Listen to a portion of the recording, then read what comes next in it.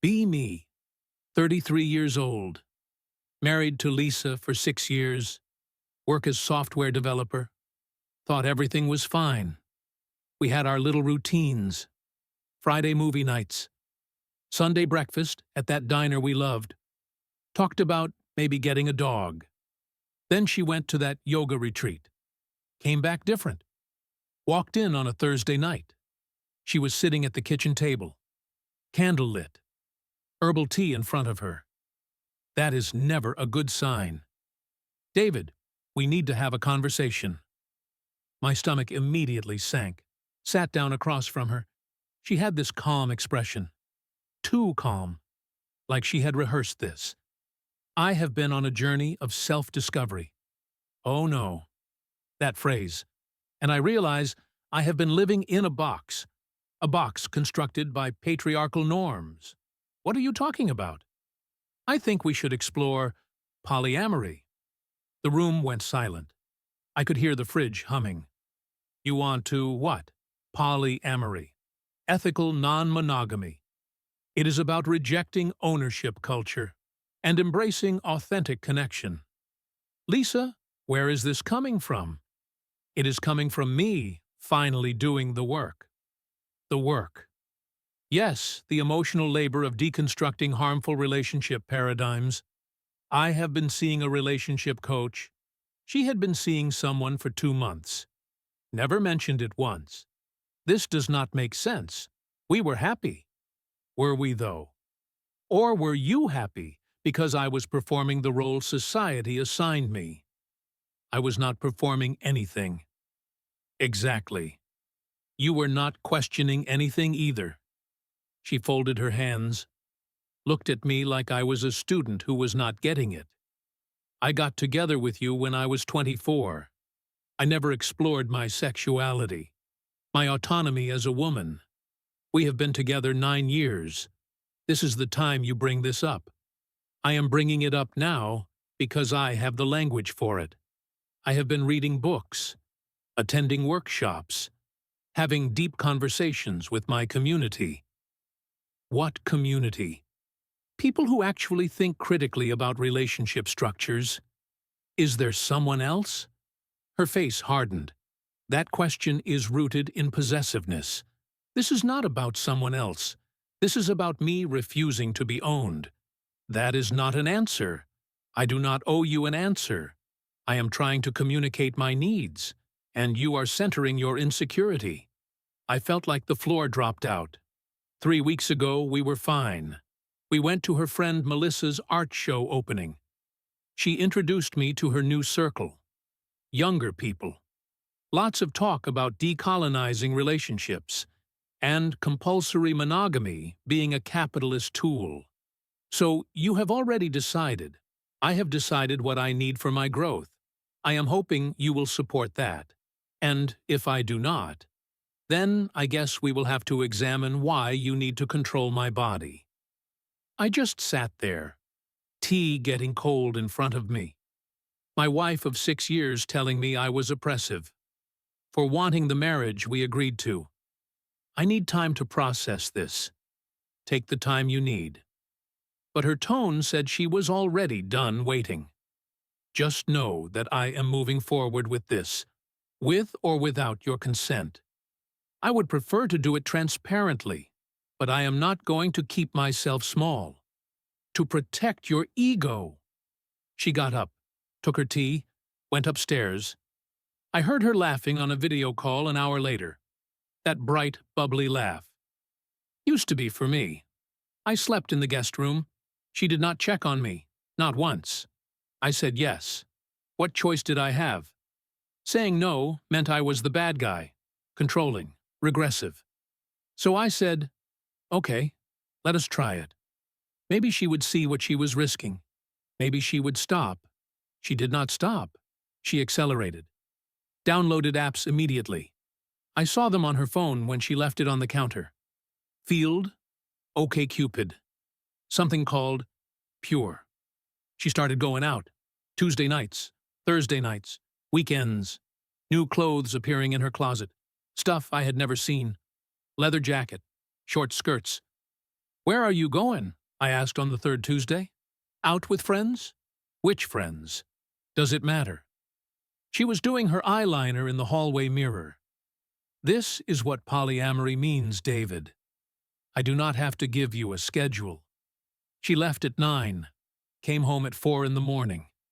I was awake in bed, heard her come in. She did not come to our room. Slept on the couch. I found a note on the kitchen counter the next morning. "I am staying at Melissa's tonight." That was it. No question. Just informing me. Like I was her roommate. The house became a place we both happened to exist in. She would come home to shower, change, disappear again. Some nights I would not see her at all. I tried to talk to her once. "Lisa, can we please talk about how this is going?" She was texting someone, smiling at her phone. "Sure, later." Later never happened. She was different now. Giddy. Secretive.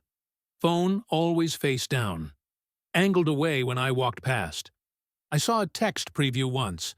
"Cannot wait to see you." Tonight, with a heart emoji, from someone named Marcus. I did not ask. Asking made me toxic, apparently. 4 weeks and her brother invited us to his birthday dinner. Family thing. I figured she would skip, but she said yes. We drove separately, because she might leave early. I got there first. Her brother James gave me a hug. Asked how married life was treating me. I lied. Said great. Her parents were there. Her mom asked where Lisa was. Running late, I said. She showed up an hour into dinner. Apologized. Kissed her mom. Barely looked at me. Sat at the other end of the table.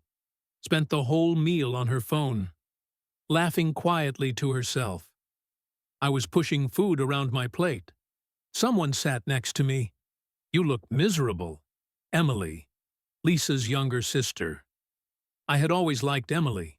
She was grounded, worked as a teacher, did not need to be the center of attention. We were friendly, but not close. "Just tired," I said. "Work stuff." She tilted her head. "You sure?" "Because you have barely said a word all night. And you keep staring at your plate like it personally offended you."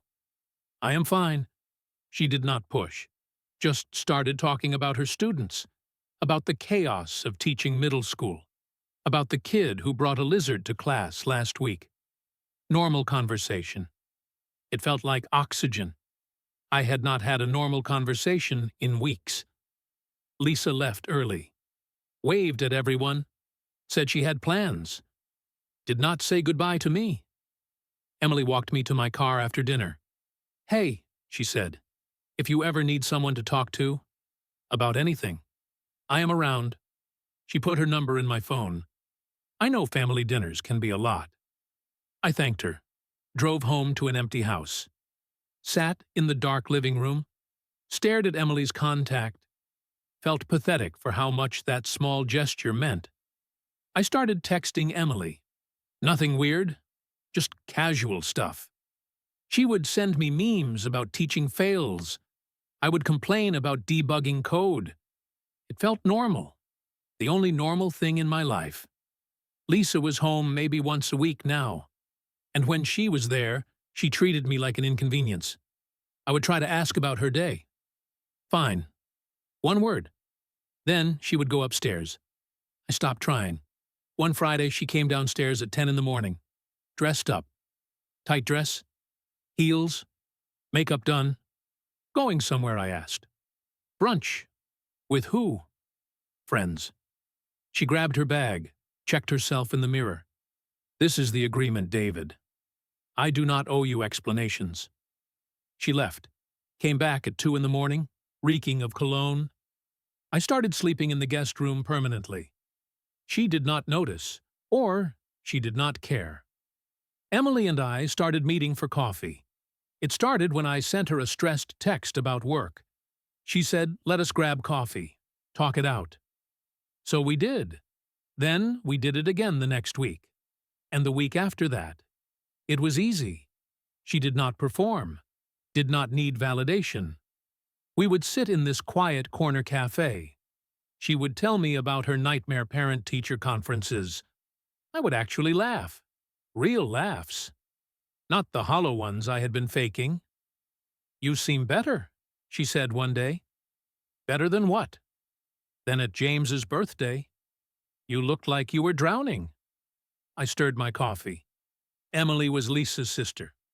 Felt wrong to unload. "Things have been complicated," I said. She leaned forward. "David, I am not blind. Lisa is my sister, and I love her. But I have known her my whole life. I know how she gets. How she gets. When she is chasing something. When she gets bored and needs excitement." She looked guilty for saying it. "I should not have said that. It is okay. It is not. You are married to her. But hearing someone else say it, acknowledge that I was not crazy, that this was not normal. It helped. We kept meeting. Coffee became lunch sometimes. One Saturday, she texted me, "Lisa is out of town this weekend, right?" "Yeah. Some conference in Portland." I knew it was not a conference. Lisa's company did not have Portland offices, and she had been giggling at her phone all week. "Want to go to the farmer's market with me? You need to get out of that house." So I went. We walked through the stalls. She bought fresh bread. I got overpriced coffee. We joked about the guys selling crystals, claimed they cured anxiety. At one point, we were looking at vegetables. Both reached for the same tomato. Our hands touched. It was not some movie moment, but something shifted. She pulled back, laughed awkwardly. "Sorry. Do not be. We got lunch after, sat on a bench by the river, talked for 2 hours. Conversation drifted to relationships, her ex who cheated. My current disaster. I always thought Lisa was lucky," Emily said quietly. "You are the kind of person who shows up, who tries. Trying does not seem to matter much. It matters." The way she looked at me. It made something in my chest tighten. It matters to people who are not too selfish to see. I should have left, gone home. Instead, I said, "Lisa will be gone until Sunday. I know she told my mom. Do you want to grab dinner tomorrow?" Emily hesitated. We both knew what this could become. "Yeah," she said. "I would like that." Saturday night we met at a Thai place, small spot across town. Lisa and I had never been there. Emily wore a green dress.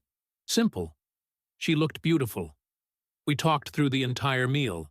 She told me about college, about her ex, about how she always felt invisible next to Lisa.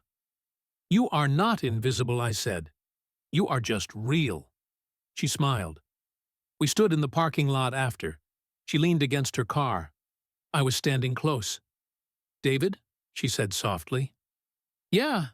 If I am reading this wrong, tell me now." "You are not reading it wrong." She kissed me. Tentative at first, then certain. I kissed her back. It was the first honest thing in months. When we pulled away, she looked worried. "This is messy." "I know. She is my sister. And you are still married. To someone who is in Portland with another guy right now. Sophie made the rules. I am just playing by them." She nodded slowly. "Okay. But we should be careful." We were careful for about 3 weeks. Lisa came home from Portland deflated. Quiet. Did not talk about the trip. Just went straight to the bedroom. I figured whoever she went with disappointed her. I did not ask. I was done asking. 3 weeks later, Lisa came home early on a Friday. Unexpected. I was making coffee. She walked in, eyes puffy, face red from crying. "David, we need to talk." I turned around. Felt nothing. No concern. No sympathy. Just exhausted. "Okay." She sat at the table, hands folded. "I think I made a mistake." "Which mistake?" "This whole thing. The polyamory. I think we moved too fast. I want us to reconnect. Maybe go to therapy. Take a trip. Really invest in us again." I leaned against the counter. What happened? Nothing happened. I just realized what we have is valuable, and I do not want to lose it. What happened, Lisa? She broke, started sobbing. He said he did not want anything serious. I thought we had something real, but he was seeing other people the whole time. He did not even care about me. The guy from Portland, or maybe someone else, did not matter. So now that it is convenient, we are closed again. She looked up, confused. I am trying to fix this. You are trying to fix this because your backup plan failed. That is not fair, is it not? You demanded polyamory, told me I was possessive for being hurt, disappeared for months, and now that some guy did not want you. Suddenly, you remember I exist. I never stopped caring about you. You stopped coming home, Lisa. She stood up, frantic. Okay, I messed up. I know I did. But we can fix this. We can go back. I do not want to go back. The words sat there heavy. What? I do not want this anymore. Her face went pale. You do not mean that. My phone buzzed on the counter. Emily asking if I wanted to meet tomorrow. Lisa's eyes followed. Saw the notification. Saw Emily's name. Before she could say anything, her phone lit up. Text from Melissa. A screenshot. Emily and I at the farmer's market. My arm around her shoulders. Both of us laughing. Melissa's text. Is this what I think it is? The room temperature dropped. Lisa grabbed her phone. Stared at the photo. Then at me. What the fuck is this? Emily and I have been spending time together. Spending time. She was yelling now. You are fucking my sister. We are not sleeping together. Oh, so you are just dating her. That is so much better. You spent a weekend in Portland with someone else. That is different. How? Because she is my sister. Because you are my husband. The hypocrisy was incredible. I almost laughed. You told me to see other people, Lisa. You said I was controlling for wanting monogamy. You have been staying out all night for months, coming home smelling like other men, telling me I needed to work on my insecurity. So I moved on. You do not get to be mad about that. This is betrayal. No, betrayal was you demanding polyamory so you could fuck guilt-free, while keeping me as your safety net. I am just following the rules you made. She was pacing now, breathing hard. You manipulated her. Emily would never. You took advantage of her. Emily is a grown woman. She makes her own choices. Unlike you, I did not assume I owned her. Lisa grabbed her keys, her purse. You are a piece of shit, both of you. She was crying again. Rage crying. I want you out. Out of this house. The house is in both our names, and you are the one who left this marriage, Lisa. Not me. She slammed the door. A picture frame fell off the wall. Glass cracked. I stood there in the silence. Felt strangely calm. My phone buzzed. Emily. My mom just called. Lisa told her everything. Are you okay? I texted back. I am fine. Are you? Yeah. My mom asked what Lisa expected would happen. I will call you later. Even her parents knew. Lisa called me 19 times that night. I did not answer. I filed for divorce on Monday. Lisa tried everything. Threats, lawyers, crying voicemails about how I destroyed her, how I betrayed her family. She wanted the house, wanted alimony, wanted me punished for not playing my part. Her parents did not back her up. James called me, said you did what you had to do, man. I am sorry it came to this. The divorce took 5 months. Messy, expensive, exhausting, but final. Emily and I kept things slow during the process. No relationship, just friendship while the legal mess played out. But we stayed close. She would bring me food during mediation days. I would pick her up after rough days at school. 6 months after I moved out, we went back to that same cafe. where we had our first coffee. "How are you doing?" she asked. "Really?" I thought about it. "I am good. Actually good. Not just saying it." She smiled. "You look lighter, like you did at the farmer's market. I ran into Lisa last week. At the grocery store. How was that?" "Sad, mostly." She tried to make small talk, said she did not think I would actually leave. I told her I hoped she found what she was looking for. That is generous. She was hurting. I do not need to add to that. Emily reached across the table, took my hand. "You are allowed to be happy now. You know that, right?" I squeezed her hand. "Yeah, I am starting to." We left the cafe, walked to my car. She was moving next month, new apartment, closer to mine. I was helping her pack this weekend. Lisa was still out there somewhere, posting vague quotes about growth and betrayal. I did not check any more. I thought about that night she demanded polyamory, so certain she was liberating herself. Turns out I was the one who needed liberating. I just did not know it until I met someone who made freedom feel like coming home.